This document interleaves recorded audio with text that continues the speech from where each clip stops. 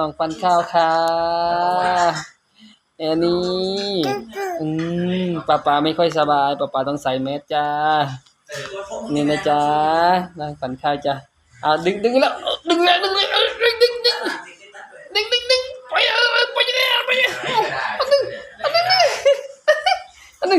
โอ้โหเต็มเลยไม่ใช่ดึงอะไรปันนะลูกเอาอีกแล้วโอ้ดึงจมูกป้าดึงจมูกอะไรนะ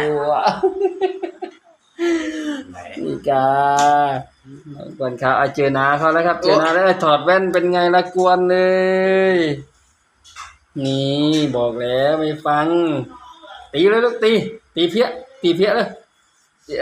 อย่างนี้กูตีเลยตีเพี้ย